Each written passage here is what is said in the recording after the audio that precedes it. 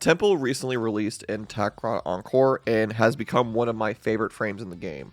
It is so easy to build, no Forma, and it doesn't require any subsumes, it doesn't require any Archon shards to have a good no Forma build that can shred the Steel Path. So let's talk about that with today's build.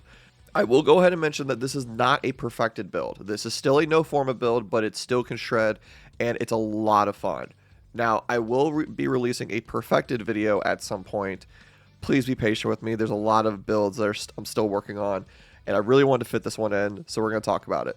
So, for the no Forma build, let's talk about the mods. For our aura spot, we're going to go with corrosive projection because enemies will lose 18% armor. This is going to be absolutely great because we are mostly going to be running heat damage. Next, we're going to be running Archon Vitality for the niche factor of this mod, which will have abilities that deal heat damage. They will be applied twice. We're not running this for the health, so you can run an unranked version of this mod if you do wish to do so. I personally run a rank 9 version of this mod because I also use this on another frame, which is Naros, for my heat build. We're going to run Prime Continuity for the ability duration at 55%, and the rest of the mods are just strength mods. We're going to be running Blind Rage for 99% ability strength at the cost of 55% ability efficiency. So while we do have a negative efficiency, that's not going to actually matter. Because of Temple's passive, we actually get increased ability efficiency by 50% if we sync our abilities with the metronome. Essentially, it kind of like negates the negative efficiency, which is really nice. Umbral Intensify will give us 44% ability strength. Transcendence and Fortitude will give us 55% ability strength. It will take our duration down by 27.5%, which is completely okay. Augur Secrets will give us another 24% ability strength. Next are the Arcanes. We have Molt Augmented, which will give us ability strength on kills. That does stack up to 250 times. And then Arcane Energize will be like our energy sustainability because it does give us 60% chance to replenish 150 energy to self and allies within 15 meters. Because we are not running a flow mod on this build, this is very much needed to kind of keep our energy up. Next is going to be the Exalted Weapon, Lizzie. Exalted Weapons actually did get a rework in Tacron Encore, so we can run Arcanes and Exilus mods on Exalted Weapons. So for Lizzie, we are running a corrosive heat build with primary merciless. I didn't feel like Deadhead was really necessary because I feel like we weren't really doing headshots with this. This is kind of like spraying and praying that you're going to hit your shots with this one is kind of how I play with Lizzie. So I do start with primary merciless, which will give us 30% damage for 4 seconds, and then we'll stack up 12 times, and then we get a 30% reload speed. Now the reload speed obviously isn't going to be worked into this because Lizzie does not reload. It is an exalted flamethrower. It doesn't reload, so we won't get that factor into it, but primary merciless will give us that extra damage. Malignant Force and High Voltage put together will create corrosive for us. Hammer Shot will increase our critical damage and status chance. Vile Acceleration will increase our fire rate by 90%. It does give us a negative 15% damage, but that's honestly okay.